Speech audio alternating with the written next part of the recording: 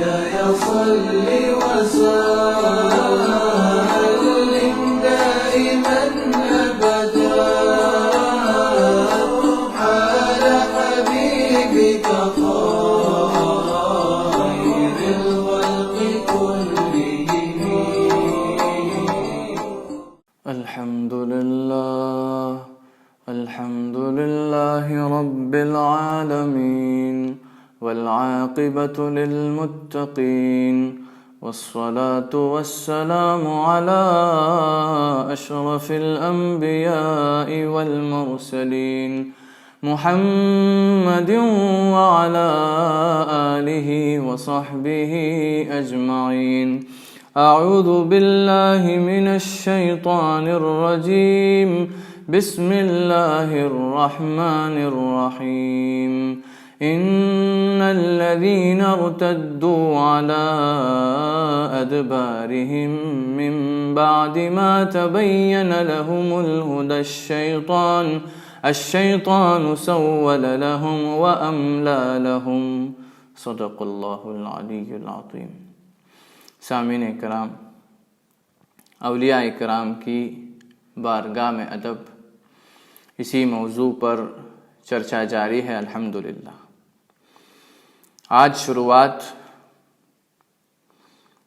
امام ابن عجیبہ کی تفسیر میں ایک بہترین قول جو ہے اس کو بیان کر کے شروع کرتے ہیں. فرمایا امام ابن عجیبہ نے اپنی تفسیر بحر المدید کے اندر کہ الناس فی طریق الخصوص علی اربعۃ اقسام، لوگ طریق خصوص کے معاملے میں 4 قسم کے ہیں. طریق خصوص سے مراد اللہ رب العزت کے ولیوں سے جڑ جانے کا جو راستہ ہے، ان کی صحبت اختیار کرنے کا جو راستہ ہے، اسی کو طریق خصوص کہتے ہیں. تو طریق خصوص کے معاملے میں یا پھر اللہ کے ولیوں سے جڑنے کے معاملے میں لوگوں کی 4 قسمیں ہیں. قسم سبقت لهم من اللہ الہدایہ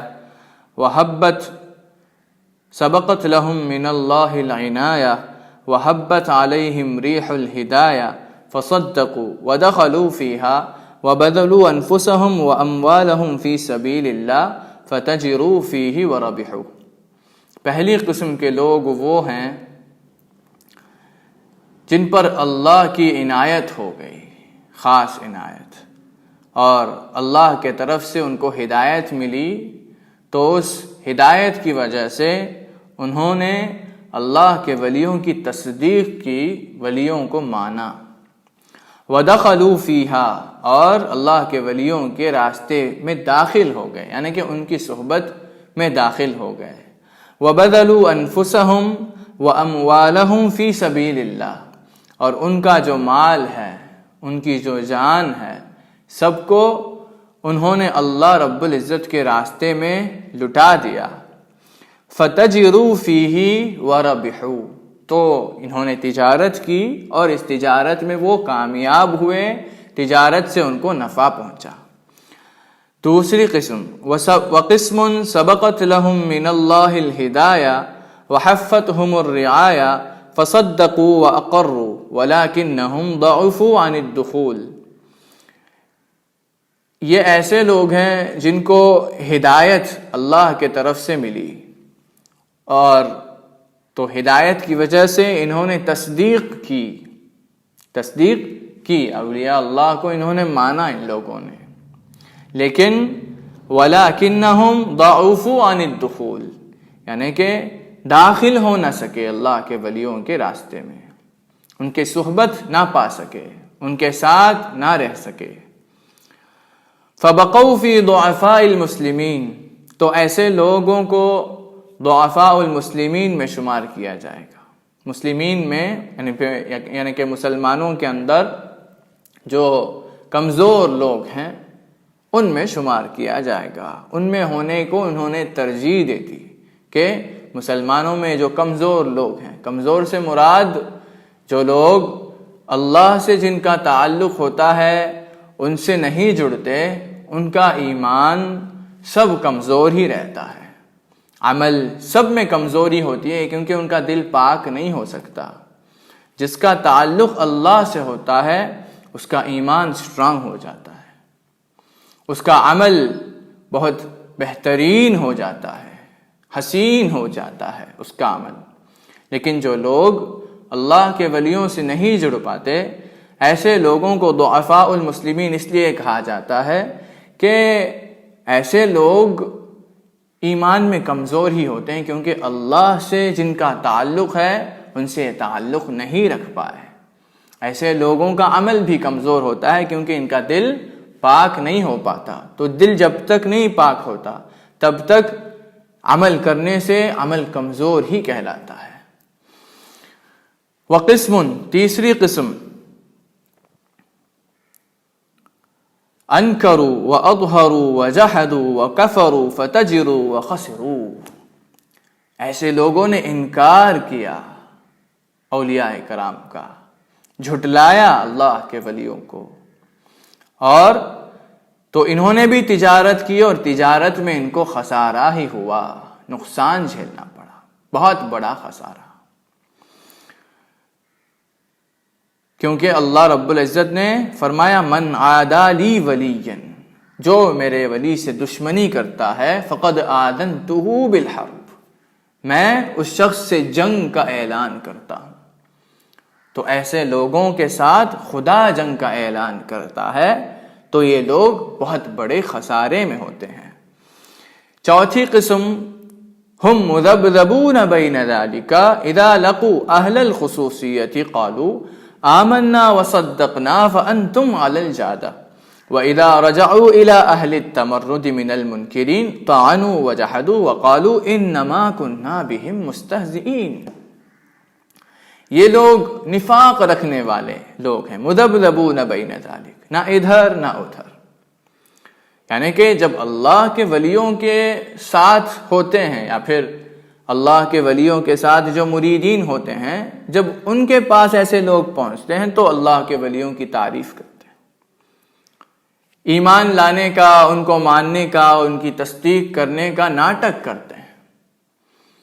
ویسے اللہ کے ولیوں کی بارگاہ میں ناٹک سے کوئی کام ہونے والا نہیں ہے، لیکن کبھی کبھی اللہ کے ولی مہلت دے دیتے ہیں، ایسے لوگوں کی پرواہ ہی نہیں کرتے، تو ایسے لوگوں کو لگتا ہے کہ ہماری تو پکڑ ہی نہیں ہوئی، وہ تو جان ہی نہیں پائے، لیکن دراصل جب پکڑ ہوگی تو ایسے لوگ بہت پچھتائیں گے۔ تو ایسے لوگ جب منکرین کے پاس پہنچتے ہیں، اللہ کے ولیوں کو جھٹلانے والے دشمنوں کے پاس جب ایسے لوگ پہنچتے ہیں تو ان کا ساتھ دیتے ہیں، ان کا سپورٹ کرتے ہیں اور کہتے ہیں ہم تو اس پیر کی بارگاہ میں یوں ہی جاتے ہیں تفتیش کرنے کے لیے، دیکھنے کے لیے کہ کیا ماجرا ہے، ہم تو مذاق بنانے جاتے ہیں، ایسے وہ لوگ کہتے ہیں۔ تو یہ لوگ سب سے بدتر لوگ ہیں۔ ہر نبی کے ساتھ، ہر نبی کی بارگاہ میں منافق رہا کرتے تھے۔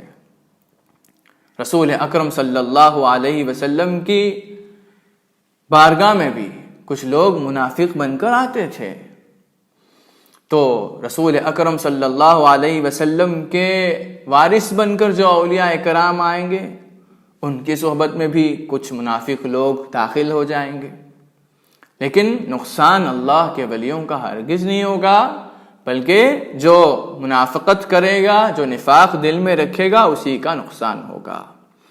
تو 4 قسمیں بیان کی گئی ہیں، اس میں پہلی قسم کے لوگ سب سے بہتر ہیں، کیونکہ اللہ کے طرف سے فضل و ہدایت کی وجہ سے ایسے لوگ اللہ کے ولیوں سے جڑ جاتے ہیں، ان کی صحبت پا لیتے ہیں، ان کی خدمت میں رہ لیتے ہیں اور دل پاک کر کے خدا تک پہنچتے ہیں۔ تو پہلی قسم کے لوگوں میں سے ہونے کی کوشش کیجیے گا، اللہ اس کی توفیق عطا فرمائے۔ انشاءاللہ آج بہت ہی اہم ادب بیان کیا جائے گا۔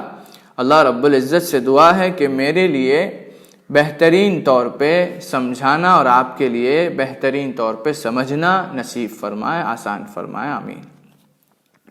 پیران پیر غوث اعظم دستگیر شیخ عبد القادر جیلانی قدس اللہ سرہ العزیز اپنی کتاب فتوح الغیب کے اندر فرماتے ہیں وَإِن سَاعَدَ الْمَقْدُورُ، ایک قصیدہ لکھتے ہیں جس کے اندر مریدوں کو کس ادب کا خیال رکھنا ہے، کن آداب کو اختیار کرنا ہے، یہ سب سمجھاتے ہیں. تو بیان کرتے ہیں وَإِن سَاعَدَ الْمَقْدُورُ أَوْ سَاقَكَ الْقَضَاءُ إِلَى شَيْخِ حَقٍّ فِي الْحَقِيقَةِ بَارِعُ فَقُمْ فِي رِضَاهُ وَاتَّبِعْ لِي مُرَادِهِ وَدَعْ كُلَّ مَا مِنْ قَبْلُ كُنْتَ تُسَارِعُ وَكُنْ عِنْدَهُ كَالْمَيِّتِ عِنْدَ مُغْسِلٍ يُقَلِّبُهُ مَا شَاءَ وَهُوَ مُطَاوِعُ. یعنی کہ اگر تمہارا نصیب یا پھر تمہاری تقدیر تمہارے ساتھ تمہارا ساتھ دے، وَإِن سَاعَدَ الْمَقْدُورُ، اگر تمہاری تقدیر تمہارا ساتھ دے، او ساقک القضاء، یا پھر تمہارا نصیب تمہیں لے کر جائے، تمہیں پہنچا دے کہاں پر؟ الی شیخ حق، ایک ایسے شیخ کی بارگاہ میں، حق یعنی کہ سچے ولی کی بارگاہ میں، ولی اللہ کی بارگاہ میں، فی الحقیقت بارع، جو حقیقت کا علم رکھتے ہیں، حقیقت کے علم میں مہارت رکھتے ہیں، ایسے ولی کی بارگاہ میں اگر تمہارا نصیب تمہیں پہنچا دے تو کیا کرو؟ فقم فی رضاہ، تو ان کی رضامندی میں رہ لو، یعنی کہ ان کی مرضی کیا ہے اس کے مطابق چلو، جو وہ کہیں وہی کر لو. واتبع لی مرادہ، اور ان کا جو مراد ہوگا یا پھر ان کی جو چاہت ہوگی اسی کے مطابق چلو، اس کی پیروی کرو، اس کی اتباع کرو. وَدَعْ كُلَّ مَا مِن قَبْلُ كُنْتَ تُسَارِعُ، اور اس سے پہلے تم اپنی مرضی کے طرف جلد بازی میں جو چلے جاتے تھے اس سب کو چھوڑ دو. اس طرح اپنی مرضی پر چلنا چھوڑ کے اللہ سے جن کا تعلق ہے، ولی اللہ جو کہلاتے ہیں، خدا سے جو کلام کرتے ہیں، ان کی مرضی کے مطابق چلو تو وہ تم کو بتائیں گے کہ خدا کیا چاہتا ہے، اور تم خدا کے مرضی کے مطابق چل پاؤ گے. آگے فرمایا، غور سے سنیں، وَكُنْ عِنْدَهُ كَالْمَيِّتِ عِنْدَ مُغْسِلٍ يُقَلِّبُهُ مَا شَاءَ وَهُوَ مُطَاوِعُ، اور تم اللہ کے ولی کی بارگاہ میں، اللہ کے ولی کے پاس ویسے رہو جیسے کہ ایک میت غاسل کے پاس رہتی ہے، جیسے کہ ایک میت نہلانے والے کے پاس رہتی ہے. کیسے رہتی ہے میت نہلانے والے کے پاس؟ کوئی حرکت نہیں، بس جیسے چاہے غاسل نہلانے والا اس کو الٹاتا ہے، کبھی پلٹاتا ہے، کبھی لیٹاتا ہے، کبھی بیٹھاتا ہے، بس میت کی اپنی کوئی اچھا نہیں ہے وہاں پر. اس طرح رہنا، مثال دے رہے ہیں، اس طرح رہنا ہے اللہ کے ولی کی بارگاہ میں. اپنی کوئی اچھا وہاں پر آپ نہ رکھیں، جو وہ کہیں وہی کرتے رہیں، بس جو کہیں آپ کو صحیح لگے یا نہ لگے آپ کو کرنا ہے، تبھی آپ خدا تک پہنچ پائیں گے. آگے فرمایا وَلَا تَعْتَرِضْ، اعتراض ہرگز نہ کرنا. کس معاملے میں؟ فِيمَا جَهِلْتَ مِنْ أَمْرِهِ، ان کا کوئی معاملہ جس کا تمہیں علم نہ ہو. کوئی واقعہ نظر آئے، کوئی واقعہ پیش آئے اور اس کا علم تمہارے پاس نہیں ہو، تمہیں سمجھ میں نہیں آتا ہو، تو یہ کیوں، یہ کس لیے، ایسے کیوں، ایسا سوال کرنا یا پھر دل کے اندر یوں سوچنا بھی اعتراض ہے، اعتراض ہے. تو فرمایا وَلَا تَعْتَرِضْ فِيمَا جَهِلْتَ مِنْ أَمْرِهِ. آگے فرمایا وَسَلِّمْ لَهُ فِيمَا تَرَاهُ وَلَوْ يَكُنْ عَلَى غَيْرِ مَشْرُوعٍ فَثَمَّ مَخَاطِعُ، یعنی کہ تسلیم کرو، ان کا معاملہ انہی کو سونپنا ہے، تسلیم کرنا، ان کا جو معاملہ ہے انہی کو سونپ دینا. یعنی کہ اگر وہ کچھ کہتے ہیں یا کوئی کام کرتے ہیں تو انہوں نے جو کام کیا وہ کام صحیح کیا یہ سمجھنا، اور اللہ کے ولی ہیں تو اللہ کے مرضی کے مطابق ہی ہر کام کریں گے، ہر کام کریں گے، یہ سوچنا ہی تسلیم ہے۔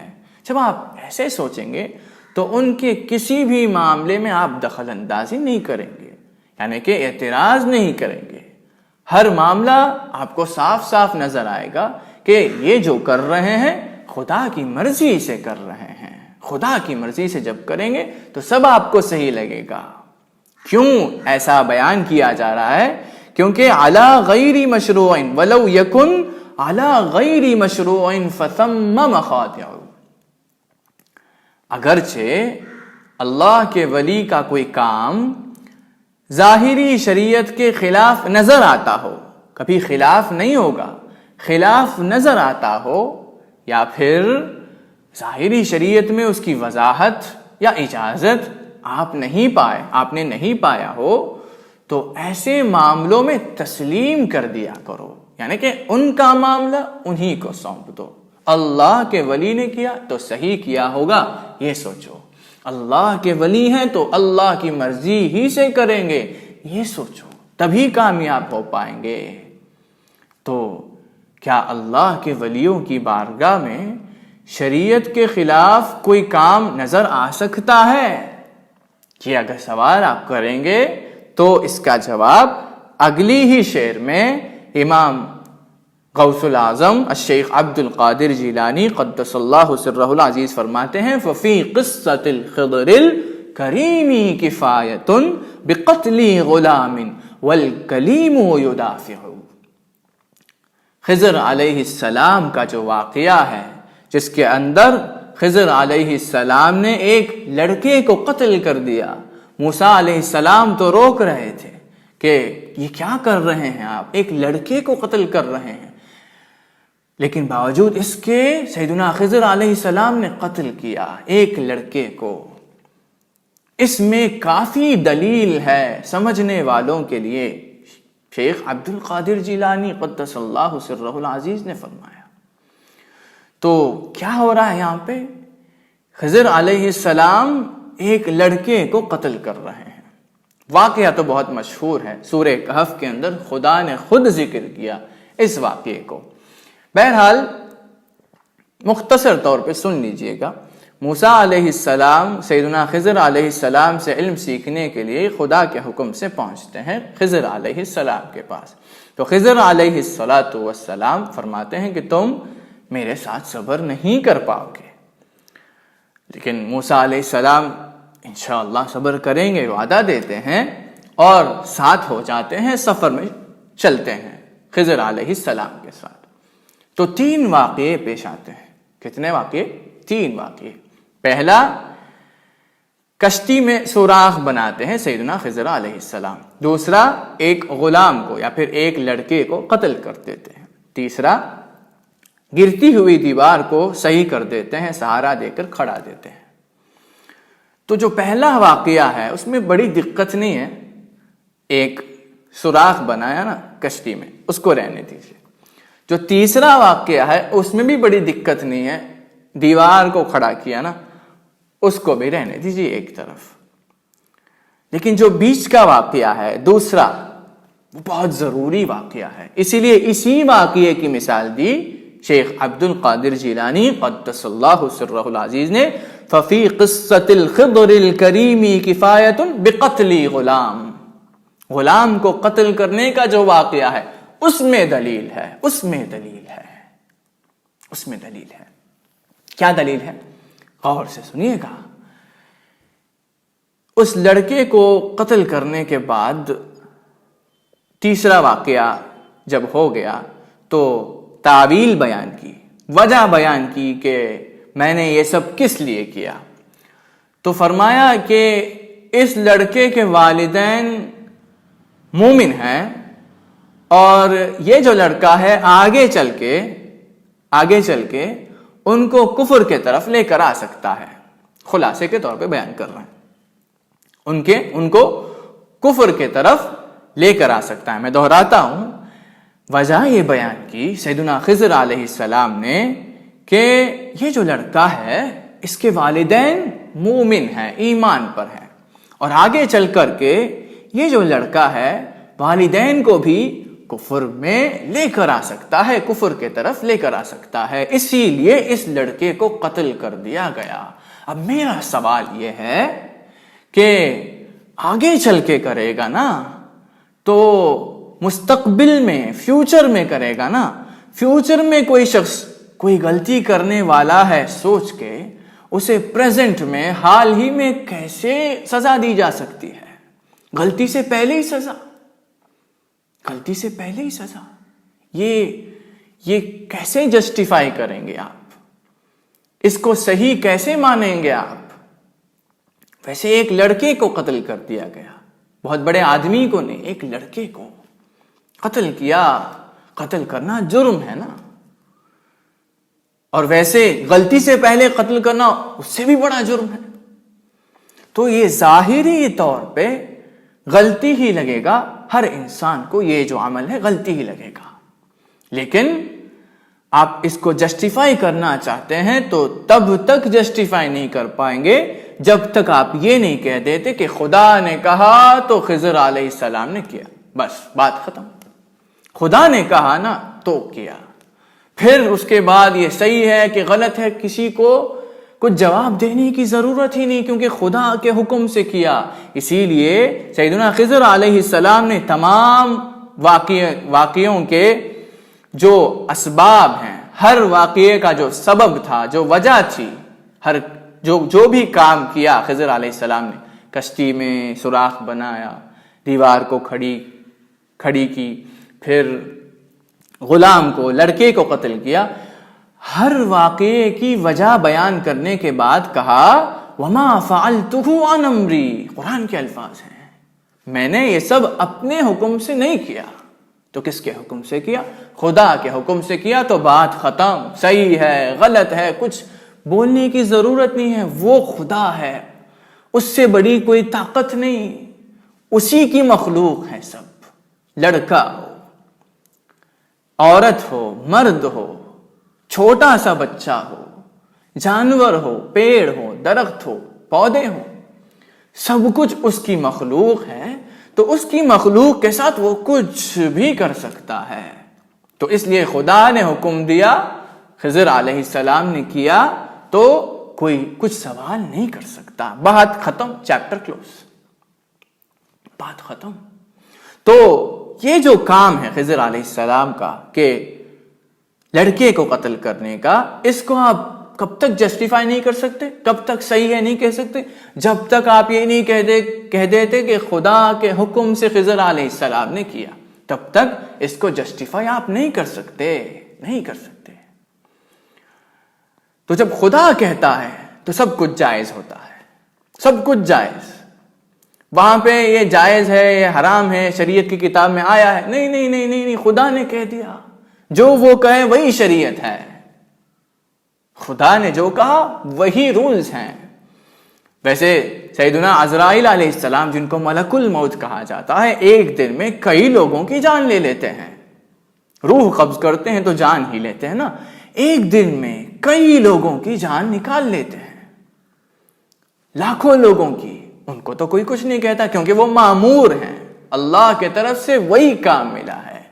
تو اللہ کے طرف سے کسی کو بھی کوئی بھی حکم ملے تو وہ اس حکم کو پورا کرتے وقت یہ نہیں دیکھا جائے گا کہ یہ صحیح ہے، یہ غلط ہے، کچھ نہیں دیکھا جائے گا. یہ سمجھانے کے لیے ہی خداوند کریم نے، اللہ رب العزت نے یہ واقعہ بیان کیا. اور یہاں پر یہ بھی معلوم ہوا کہ اللہ رب العزت کے ایسے بندے دنیا میں موجود ہیں جن کو اللہ کے طرف سے کچھ حکم ملتا ہے اور اس حکم کو وہ پورا کرتے چلے جاتے ہیں. ایسے لوگ موجود ہیں، خضر علیہ السلام کے راستے پر چلنے والے لوگ موجود ہیں. تو کون ہیں یہ لوگ؟ انہی کو اللہ کے ولی کہا جاتا ہے. اللہ کے اولیاء اکرام خضر علیہ السلام کے راستے پر ہوتے ہیں۔ اسی لیے جب فرمایا شیخ عبد القادر جیلانی قدس اللہ سرہ العزیز نے کہ ان کی بارگاہ میں جو کچھ دیکھو انہی کو سونپ دو، تسلیم کر دو، جب کہا تو مثال کس کی دی؟ خضر علیہ السلام کے واقعے کی مثال دی۔ کیوں؟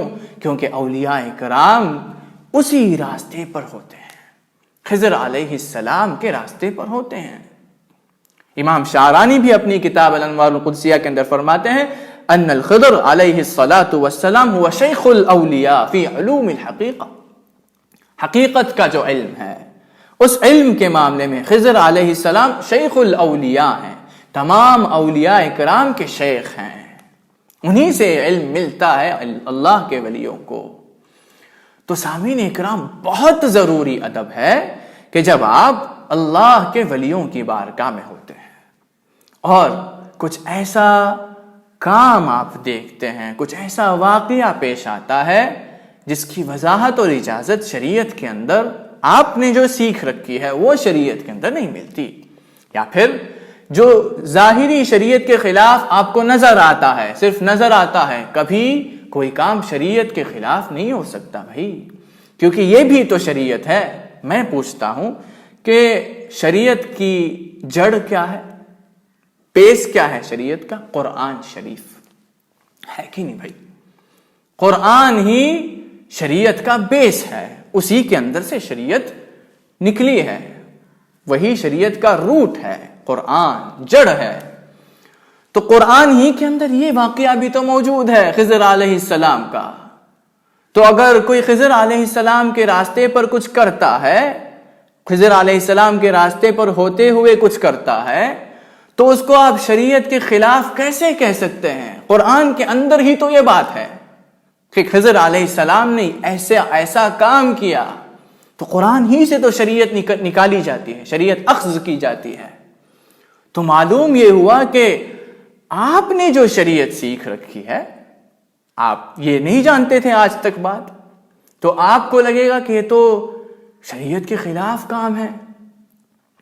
آپ نے جو شریعت سیکھ رکھی ہے اس کے خلاف آپ کو نظر آئے تو تسلیم کیجئے گا اور یہ جان لیجئے گا کہ شریعت کا بیس، شریعت کی جڑ قرآن ہے، اسی کے اندر سے شریعت اخذ کی گئی ہے، اسی میں سے شریعت نکلی ہے۔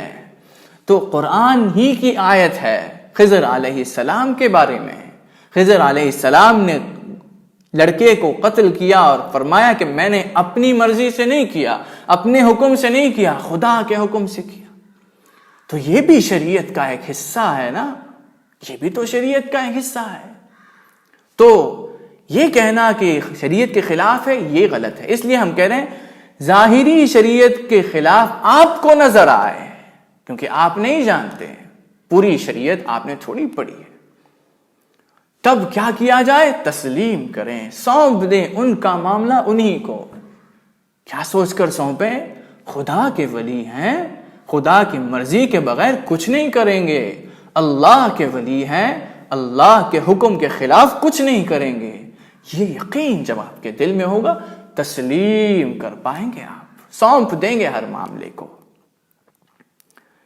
اسی لیے فرمایا ففی قصۃ الخضر الکریم کفایت، کافی دلیل ہے اس واقعے کے اندر، بقتل الغلام، لڑکے کو قتل کرنے کا جو واقعہ ہے اس میں۔ تو اللہ کے ولی خضر علیہ السلام کے راستے پر ہوتے ہیں۔ اور ایک بات سمجھ لیجئے کہ کوئی شخص ناٹک کرتا ہے ولی بننے کا ہے تو اللہ کے پاس وہ جا کر جواب دے گا، اللہ اس کو پکڑے گا۔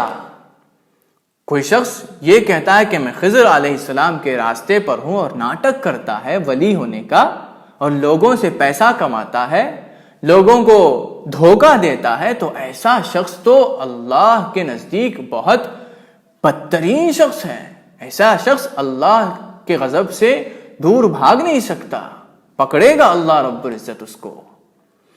لیکن آج کل پریشانی یہ ہے کہ کچھ لوگ ایسے نکل چکے ہیں جو ناٹک کرتے ہیں، اس وجہ سے لوگ سچے ولیوں کو بھی مانتے نہیں۔ یہ کیسے ہو سکتا ہے؟ یہ غلط بات ہے۔ جھوٹے زیادہ ہیں اس لیے سچوں کو بھی چھوڑو، یہ کہاں کا انصاف ہے؟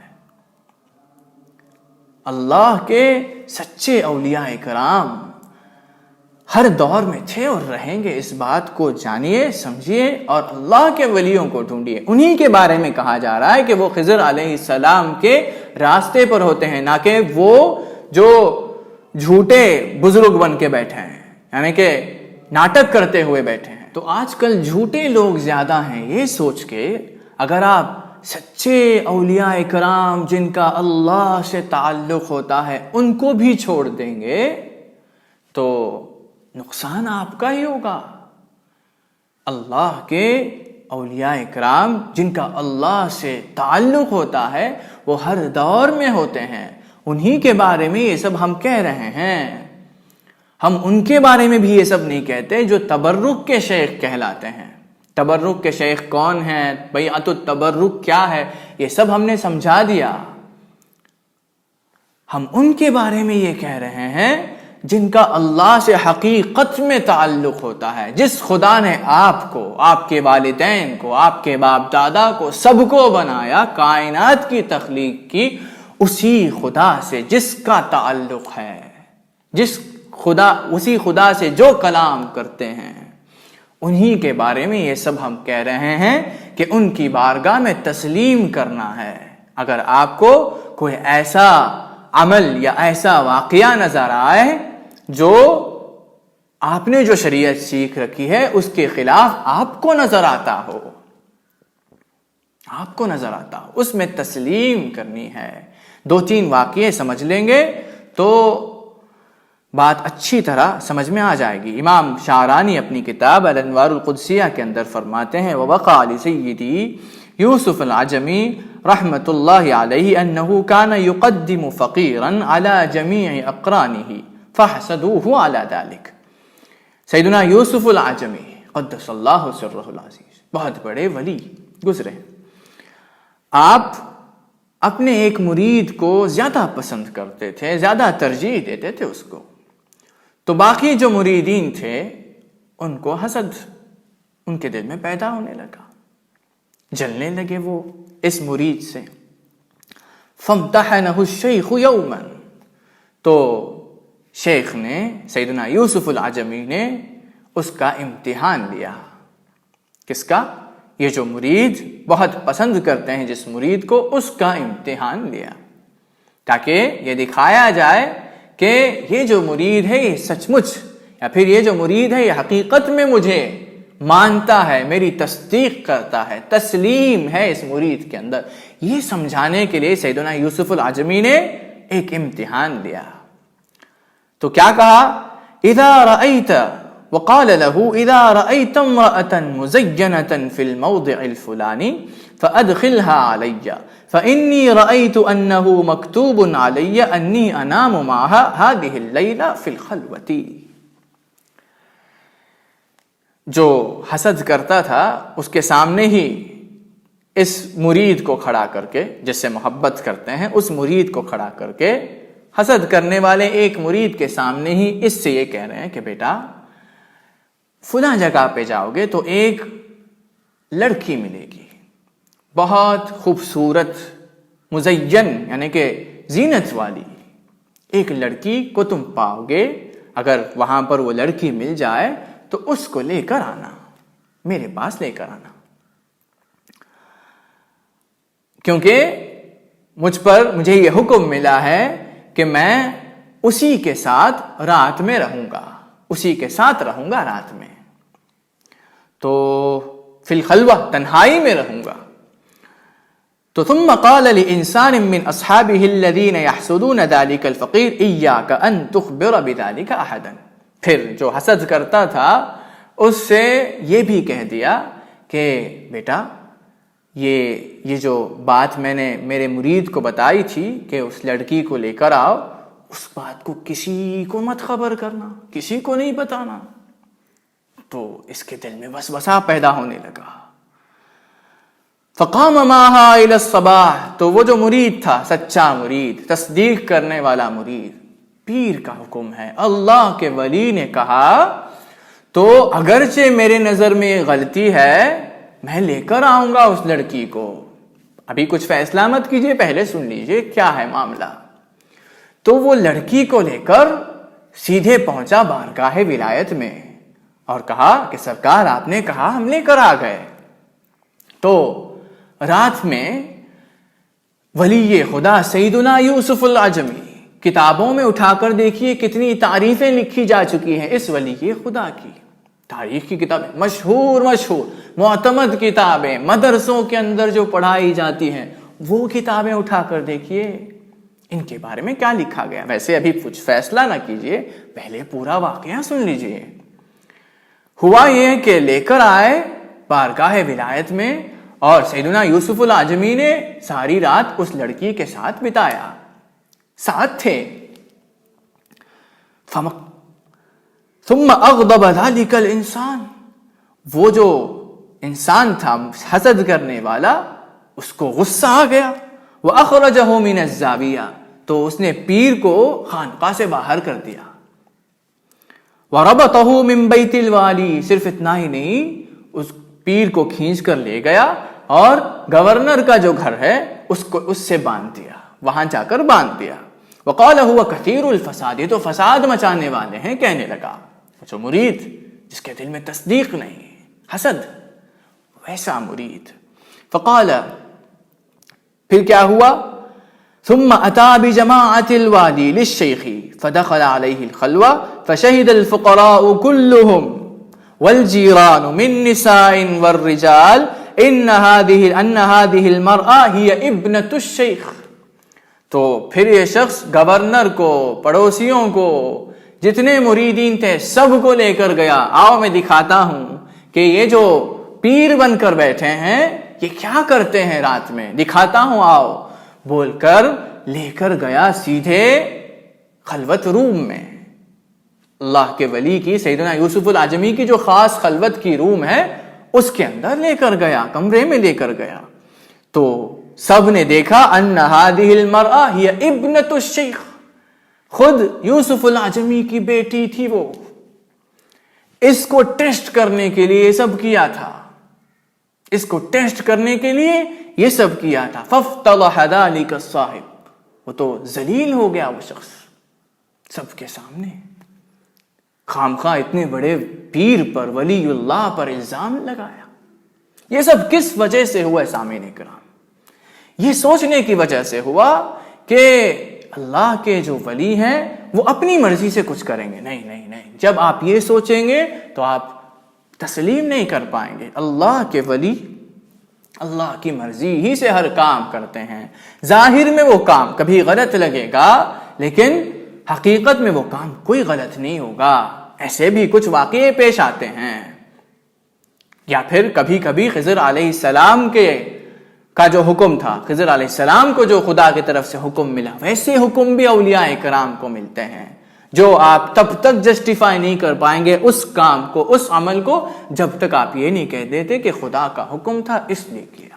جب تک آپ یہ نہیں کہہ دیتے جسٹیفائی نہیں کر پائیں گے، کوئی مسئلہ لے کر نہیں آ پائیں گے، کسی کتاب سے دلیل نہیں لا پائیں گے۔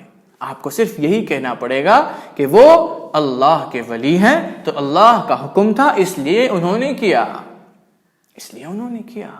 اور ہم بڑے بڑے اولیاء کرام کے بارے میں ہی بات کر رہے ہیں، بار بار اس لیے دہرا رہے ہیں یہ بات کہ آپ یہ اس غلط فہمی میں نہ پڑ جائے کہ جو لوگ تبرک کے شیخ ہیں صرف ان سے بیعت البرکت لی جاتی ہے، جو لوگ تبرک کے شیخ بن کر بیٹھے ہیں ان کا بھی یہی معاملہ ہے۔ نہیں نہیں نہیں، 1000 بار لکھ لیجئے، نہیں، یہ انہی کے بارے میں ہم کہہ رہے ہیں جن کا اللہ سے تعلق ہے۔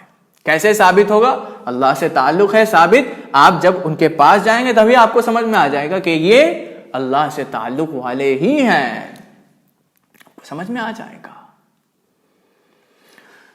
تو پھر ایک اور واقعہ سنیں، وَوَقَعَ لَهُ مَرَّةً أُخْرَى، سیدنا یوسف العجمی کا ایک اور واقعہ، أَنَّهُ ذَبَحَ خَرُوفًا وَوَضَعَهُ فِي قُفَّةٍ وَقَالَ لِبَعْضِ الْمُرِيدِينَ يَا وَلَدِي إِنِّي جَرَى عَلَيَّ الْمَقْدُورُ وَذَبَحْتُ هَذَا الشَّخْص، ایک ہٹا کٹا ایک موٹا سا بکرا ذبح کیا سیدنا یوسف العجمی نے، اور اس کو اچھی طرح پیک کر دیا کہ پتہ نہیں چلے کہ اندر کیا ہے، وزن ہوگا نا۔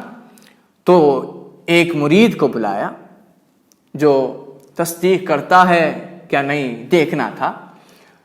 تو اس کو بلا کر کہا کہ بیٹا مجھے حکم ملا تو میں نے اس کو قتل کر دیا، اس کو قتل کر دیا. تو وہ سمجھنے لگا کسی شخص کا قتل کر دیا ہے پیر نے، میں نے اس کو قتل کر دیا، تم میرے اس معاملے کو چھپائے رکھو، اس راز کو راز رکھو، وہاں پر جا کے اس کو دفنا دو، کسی کو خبر نہیں ہو پائے کہتے ہیں.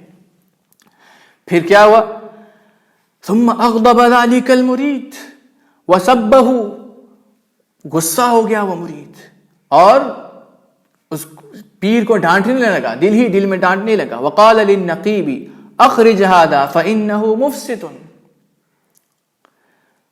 فاتاه الوالی وقال انه قتل قتیلا ودفنه في الكوم الفلانی.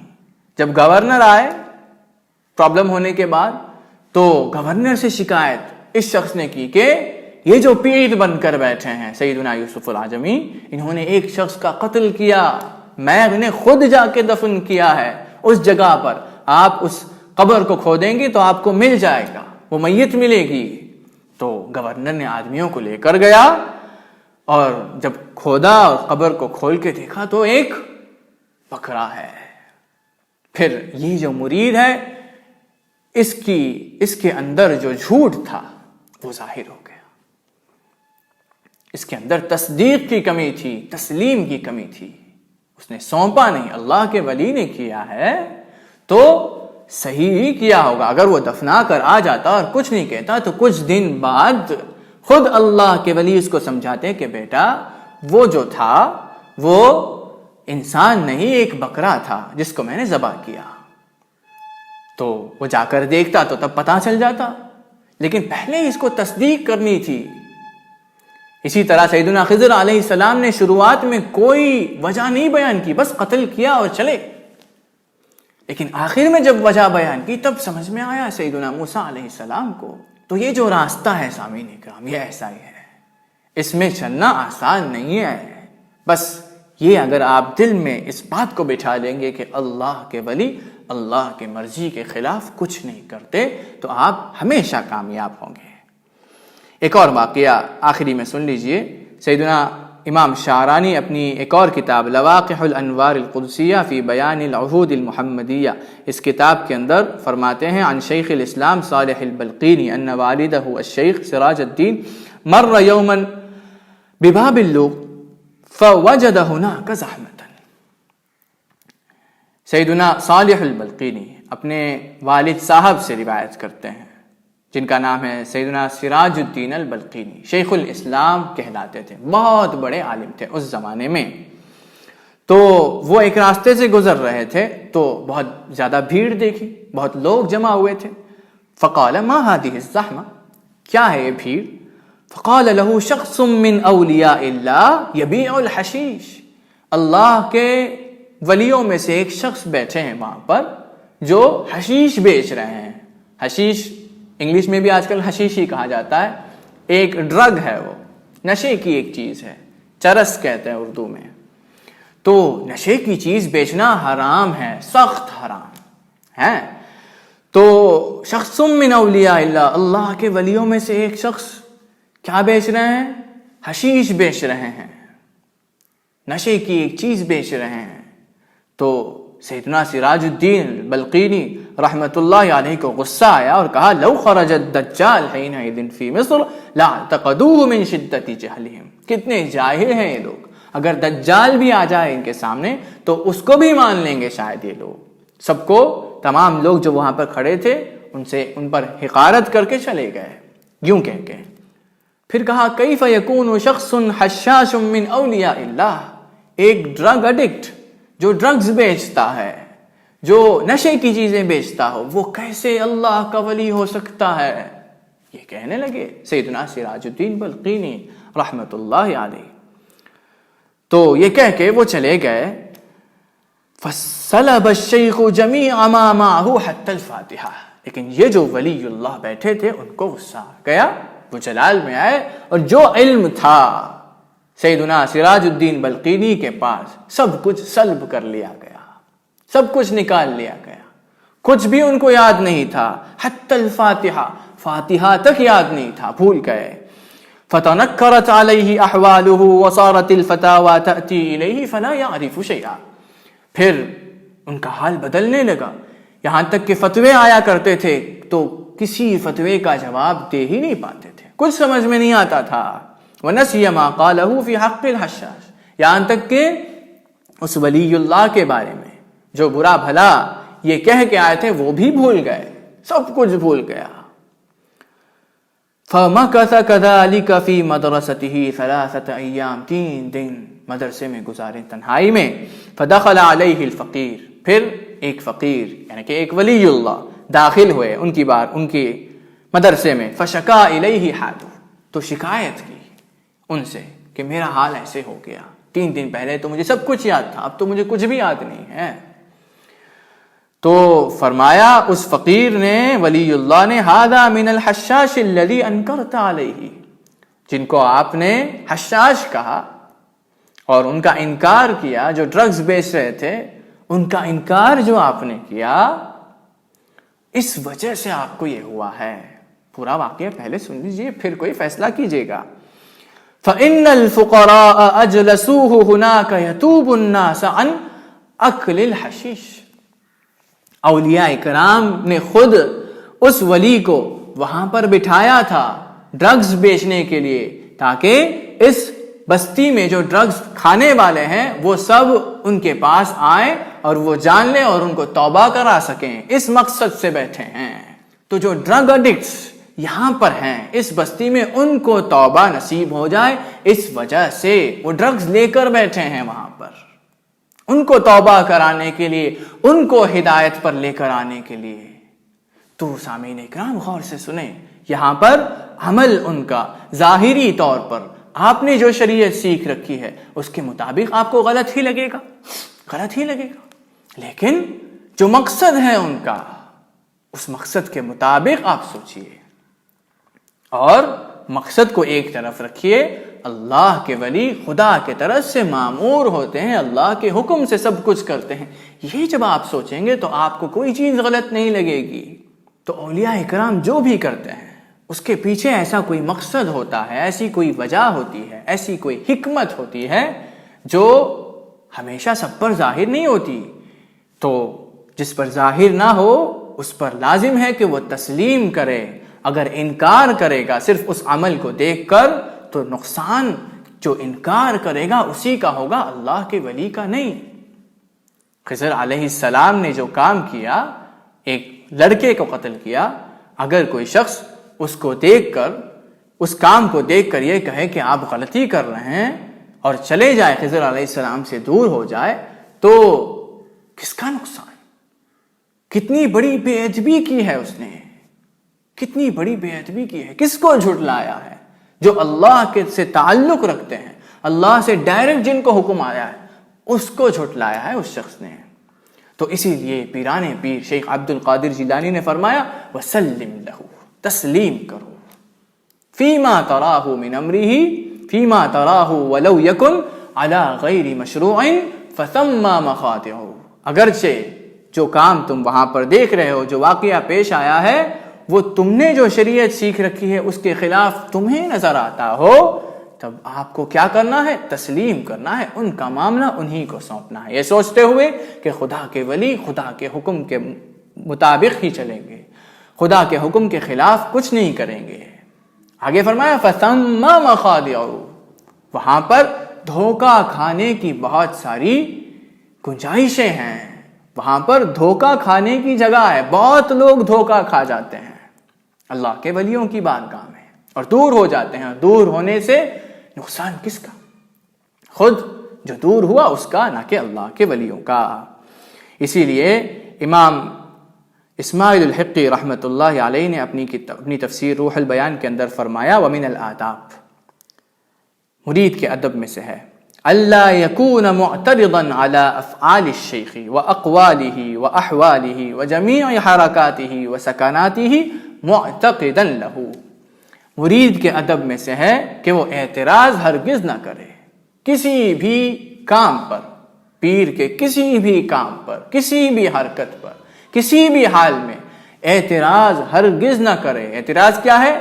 یہ پوچھنا کہ آپ نے کیوں کیا، یا پھر دل میں سوچنا یہ کیا ہے، یہ صحیح ہے کہ نہیں ہے، یہ سب اعتراض ہے۔ صحیح ہے سوچیں گے تو اعتراض سے بچیں گے۔ آگے فرمایا وَإِن شَاهَدَ مِنْهُ مُعَامَلَةً غَيْرَ مَرْضِيَّةٍ بِنَظْرِ عَقْلِهِ وَشَرَائِهِ فَلَا يُنْكِرُهُ بِهَا وَلَا يُسِيءُ الظَّنَّ فِيهِ۔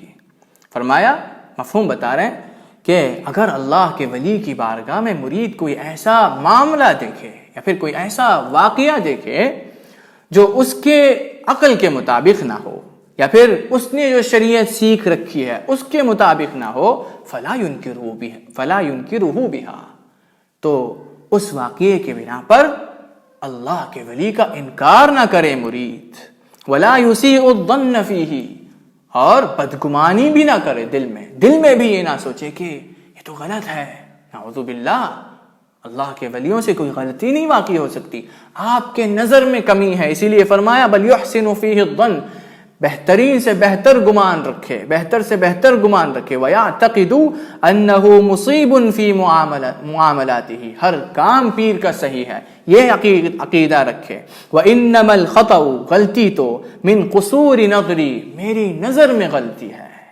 میں نے غلط دیکھا ہے، یعنی کہ میں دیکھ نہیں پا رہا ہوں کہ اس کی حقیقت کیا ہے، ظاہری طور پہ تو یہ مجھے سمجھ میں نہیں آ رہا ہے، یہ میں نے جو شریعت سیکھ رکھی ہے اس کے مطابق مجھے ظاہری طور پہ تو نہیں نظر آتا، لیکن اس کی حقیقت کیا ہے یہ میں سمجھ نہیں پاؤں گا، لیکن اللہ کے ولی نے جو کیا وہ صحیح ہی کیا ہوگا، یہ سوچنا انما الخطأ، غلطی یا پھر کمزوری، من قصور نظری، میرے نظر کی کمزوری ہے، یہی غلطی، وسخافت عقلی وقلت علمی، میرے علم کی کمی ہے، میرے عقل کی کمزوری ہے، یہ سب سمجھنا ہے، سچے مرید کی یہی پہچان ہے۔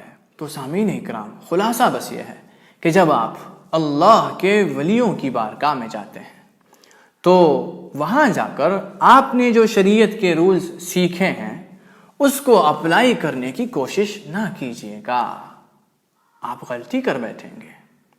ان سے جا کر یہ نہ کہیں کہ یہ صحیح ہے، یہ غلط ہے، یہ تو شریعت کی کتاب میں لکھا ہے کہ جائز نہیں، یہ سب وہاں نہیں کہہ سکتے، کیونکہ وہ جو کرتے ہیں ظاہری طور پہ اس کا معنی کچھ ہوتا ہے اور حقیقت میں کوئی اور کام ہوتا ہے اس کے اندر، آپ نہیں جان پائیں گے۔ سیدنا یوسف العجمی کا جو واقعہ ہے اس میں ہم نے صاف صاف آپ کو سمجھایا کہ مرید سے جب کہا کہ جاؤ اس لڑکی کو لے کر آؤ، تو مرید نے یہ سوال نہیں کیا کہ یا ولی اللہ یہ تو غلطی ہے، شریعت کے خلاف ہے، اور ویسے جب مرید لے کر آیا اور بات ظاہر ہوئی تو پتا چلا کہ وہ خود پیر کی بیٹی تھی، تو ظاہری طور پہ کچھ ہوتا ہے اور حقیقت میں کچھ اور ہوتا ہے، اس لیے آپ وہاں پر جا کر آپ اپنے رولز، آپ نے جو رولز سیکھ رکھے ہیں شریعت کے، وہ اللہ کے خاص لوگ جو اللہ سے تعلق رکھتے ہیں، جو خضر علیہ السلام کے راستے پر ہوتے ہیں، ان پر اپلائی کرنے کی کوشش نہ کیجیے گا۔ ان پر اپلائی کرنے کی کوشش کریں گے تو آپ اعتراض کر بیٹھیں گے، تسلیم نہیں کر پائیں گے۔ اللہ کے ولی جو خضر علیہ السلام کے راستے پر ہوتے ہیں، وہ اللہ سے حکم ملتا ہے ان کو، اللہ سے الہام ہوتا ہے ان کو، اس کے مطابق ہی، اللہ کی مرضی کے مطابق ہی وہ ہر کام کریں گے۔ اگر اللہ کے مرضی کے مطابق اللہ کے ولی خود نہ کرے تو پھر کون کرے گا اللہ کے مرضی کے مطابق کام؟ تو بہترین سے بہترین خیال اللہ کے ولیوں کے بارے میں رکھیں گے تو آپ ضرور کامیاب ہوں گے۔ اور ویسے خاص لوگوں کے لیے خاص حکم خود شریعت کے اندر بیان کیا گیا ہے۔ فتح المعین نام کی ایک کتاب ہے، شافعی مذہب کی معتمد اور مشہور کتاب ہے، اکثر مدارس میں پڑھائی جاتی ہے۔ اس کتاب کے اندر لکھا ہے کہ اگر کوئی شخص یا پھر اگر کوئی عورت کسی مرد کو کھانے کی دعوت دیتی ہے گھر کے اندر، گھر میں، تو قبول نہیں کر سکتا، مرد قبول نہیں کر سکتا۔ بہت شرائط بیان کیے ہیں قبول کرنے کے لیے، لیکن اسی کتاب میں آگے فرمایا کہ اگر دعوت دینے والے رابعۃ العدویہ جیسی بڑی بڑی ہستیاں ہوں تو قبول کر سکتا ہے انسان. فرمایا کہ فقد کان سفیان واضرابه یزورون رابعۃ العدویہ. سیدنا سفیان قدس اللہ سرہ العزیز اور ان جیسے بڑی ہستیاں سیدتنا رابعۃ العدویہ کی زیارت کیا کرتے تھے, ان سے جا کر ملتے تھے. وَيَسْمَعُونَ كَلَامَهَا, اور ان کا کلام سنتے تھے. فَإِنْ وُجِدَ رَجُلٌ كَسُفْيَانَ وَامْرَأَةٌ كَرَابِعَةٍ لَمْ تُحْرَمِ الْإِجَابَةِ. اگر سیدنا سفیان جیسا کوئی شخص ہو, سیدتنا رابعۃ العدویہ جیسی کوئی عورت ہو, ولیۃ اللہ ہوں, تو لم تحرم الإجابہ, تو وہاں پر دعوت کو قبول کرنا غلطی نہیں ہے, حرام نہیں ہے, بل لا تکرہ, مکروہ بھی نہیں ہے, مکروہ تک نہیں ہے. تو یہاں پر خاص لوگوں کے لیے خود فقہ کی کتاب کے اندر خاص حکم بیان کیا گیا ہے, کیونکہ اولیاء کرام جو ہیں وہ شہوتوں سے, گندی خواہشوں سے پاک ہوتے ہیں, تبھی تو ولی بنے ہیں. ہم جب کسی عورت کی طرف نظر کرتے ہیں تو ہمارے دل میں برا خیال پیدا ہوتا ہے, برا خیال پیدا ہو سکتا ہے کیونکہ ہمارا دل ابھی تک پاک نہیں ہوا. تو اسی لیے ہمارے لیے یہ سب حرام کر دیا گیا ہے. لیکن اللہ کے ولی کی بارگاہ میں کوئی عورت اللہ کے ولی سے فیض حاصل کرنے کے لیے, اللہ کے ولی کا کلام سننے کے لیے آئے, ان سے دکھڑا بیان کرنے کے لیے, اپنی پریشانی بیان کرنے کے لیے آئے, تو آپ اس لڑکی کو روک نہیں سکتے, کیونکہ وہاں پر اس کو امن ملے گا. اس لڑکی کو اس بارگاہ میں کوئی خوف نہیں ہے.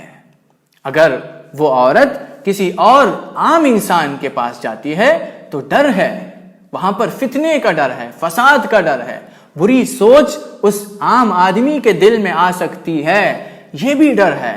خود اس عورت کے دل کے اندر بھی برا خیال آ سکتا ہے, یہ ڈر ہے. لیکن یہی بات اگر اللہ کے ولیوں کی بارگاہ سے جوڑتے ہوئے آپ سوچیں, اللہ کے ولی کو دیکھتے ہی انسان کے دل میں خشیت پیدا ہو جائے گی, خوف پیدا ہوگا, رعب پیدا ہوگا, اللہ کا ڈر پیدا ہوگا, اللہ سے محبت پیدا ہوگی, اپنے گناہ یاد آ جائیں گے,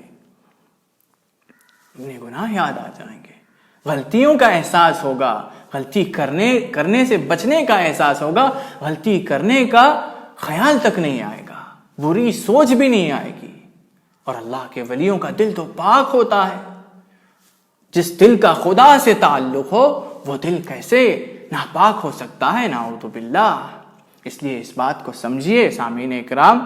آخر میں جس آیت کی تلاوت ہم نے شروعات میں کی اس کا صوفیانہ انداز میں معنی سمجھ لیجئے, مفہوم سمجھ لیجئے. فرمایا امام ابن عجیبہ نے اپنی کتاب بحر المدید کے اندر, ان الذین ارتدوا علی ادبارہم, یہ جو آیت ہے اس کا معنی فرمایا رجعوا عن صحبت المشائخ. اس میں مرتد کا بیان کیا گیا ہے, تو فرمایا رجعوا عن صحبت المشائخ, جو لوگ اللہ کے ولیوں کو پاتے ہیں, ان کی صحبت کو پاتے ہیں, ان کی خدمت حاصل کرتے ہیں, یعنی کہ ان کی خدمت میں رہتے ہیں, اس کے بعد ان کو چھوڑ کر چلے جاتے ہیں, ان سے دور ہو جاتے ہیں. بعدما ظہر لهم اسرار خصوصیتهم, بعد اس کے کہ ان پر ظاہر ہو جاتی ہے ہر بات, کرامتیں دیکھ لیتے ہیں اور اسرار کی باتیں یعنی کہ راز کی باتیں سمجھ لیتے ہیں. یہ لوگ خاص لوگ ہیں, سمجھ میں آ جاتا ہے, ان کو دیکھنے سے سمجھ میں آ جاتا ہے, ان کی بارگاہ میں جانے سے جب گناہ یاد آتے ہیں تب سمجھ میں آتا ہے. جب دل میں کوئی بات مرید سوچتا ہے تو فوراً پیر کو خبر ہوتی ہے, اور خبر ہو گئی خود پیر سمجھاتے ہیں, تب معلوم ہوتا ہے کہ یہ لوگ خاص لوگ ہیں, اللہ سے تعلق ہے. یہ سب معلوم ہونے کے بعد اگر کوئی شخص اللہ کے ولیوں کو چھوڑ کر چلے جائے تو ایسے شخص کا کیا حال ہوتا ہے؟ الشیطان سول لهم, شیطان ایسے لوگوں کو فریب دیتا ہے. وَأَمْلَى لَهُمْ, اور دنیا میں مدتوں جینے کی امید دلاتا ہے. وتقدم عن القشیری, سیدنا قشیری کا قول پہلے بھی گزر چکا ہے. فرمایا انه يتخلف عنهم يوم القیامہ, قیامت کے دن بھی اللہ کے ولیوں کے ساتھ یہ نہیں ہو سکتا.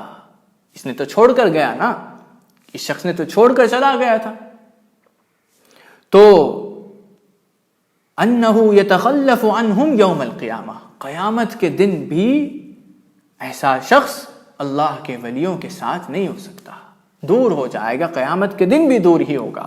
ولا یلحق بالمقربین، اور اللہ سے قربت رکھنے والے جو اولیاء کرام قیامت کے دن آئیں گے ان سے بھی دور ہوگا، ان سے جڑ نہیں پائے گا، لا یلحق، ان سے جڑ نہیں پائے گا۔